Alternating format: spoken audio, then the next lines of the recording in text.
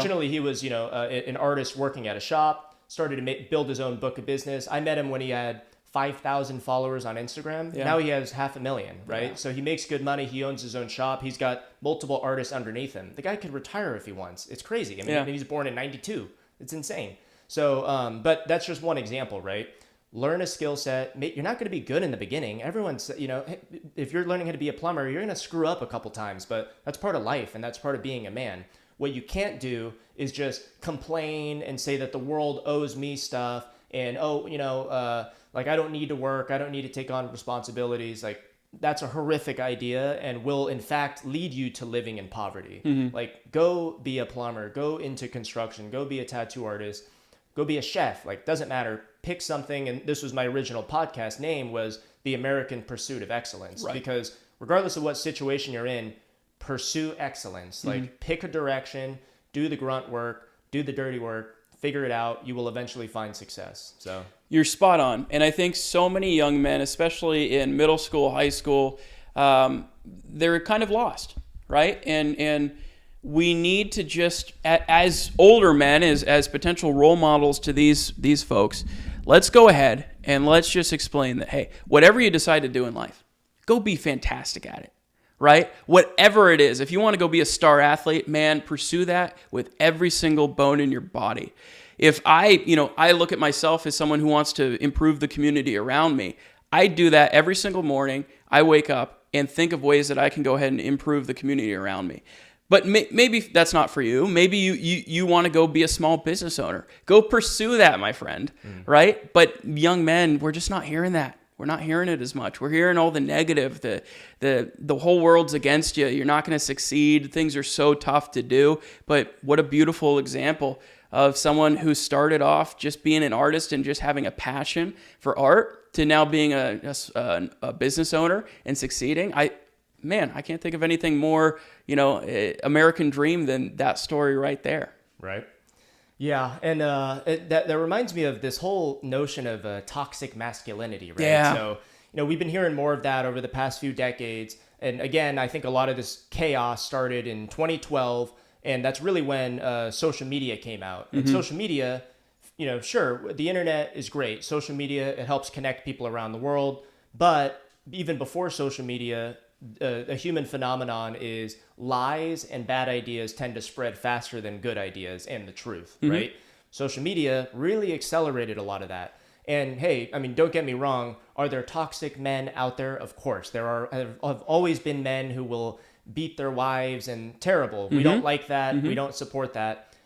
Unfortunately, people have overcorrected and just assumed that any masculinity is toxic. Oh, well, being confident or being a hard worker or all this stuff, that's toxic. You don't want that. Just be a soft little baby, right? And it's what Jordan Peterson talks about, the concept of the devouring mother, right? The devouring mother, she wants her kid to be wrapped up in bubble wrap and to be a harmless, fly, to where they can't do anything for themselves. And in reality, it's her wanting to feel purpose and feel need. Yeah. And it's like this crazy phenomenon. But curious your perspective on this whole toxic masculinity and where people get that wrong. I think we're seeing a shift in it right now.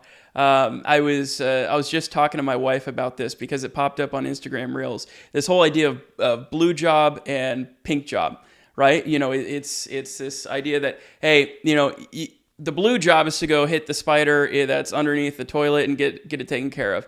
And the pink job is to, add the extra pillows to the couch and make it beautiful. Right? And it's kind of a joke, but the whole idea is that, hey, maybe there are gender roles in society. Maybe men are better at some things than women are. Maybe women are far better at other things than men are. And that is okay. And we should celebrate that instead of try to push it down. We're not made to be the same. God has made us in completely different bodies for a reason, with different interests and different skills, and I think that should be celebrated. So the idea of toxic masculinity, us men diving into the idea that we should celebrate being men, we should be strong men, we should be passionate men, we should be intelligent men, we should be men that pursue something greater than ourselves and bring up a community around us. I can't think of something more celebratory than that. But if the left wants to label that as toxic masculinity, they can do so. but we're going to continue to build a great society with strong, capable, fantastic men that are bringing up good families around them. Yeah. You want to be the warrior in the garden, right? You Exactly. want to be a strong, fierce individual who chooses to keep himself tame for the betterment of society. And we were talking about this a little bit earlier, right? Like the purpose of politics is for us to have dialogue to improve our society without violence. Right. Unfortunately, people live in their own little bubbles these days, and social media is one of the reasons for that. But people, they see, the left as the enemy, or they see conservatives as their enemy, and, unfortunately cannot have a conversation with them without feeling attacked or feeling like, words are violence and therefore I need to respond with violence, which it's an insanely dangerous idea. But, and again, one of the reasons I'm doing the podcast is we need to have conversations to actually discuss what ideas are good and what ideas are bad, because, hey, my sister is, more progressive and all this stuff. And it's like, I don't think she's a raging communist. You know what I mean? So we have conversations, and, some of them are uncomfortable, but if you can't have a conversation with your own damn sister, like we have a problem, right? You've lost. You've lost. Absolutely. So it's just interesting that you mentioned that.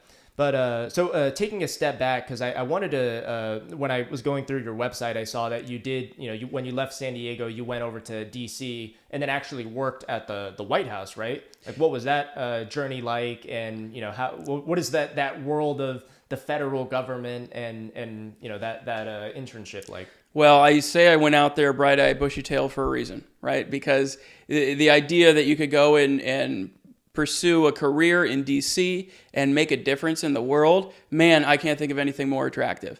But when then you get there and you realize there's all these bureaucracies in the way and these systems, and hey, this is just the way it is, so we can't, fulfill this necessity to make our world better, it kind of beats you down, right? But I went out to DC in 2018, interned at the White House, and did the traditional White House internship program.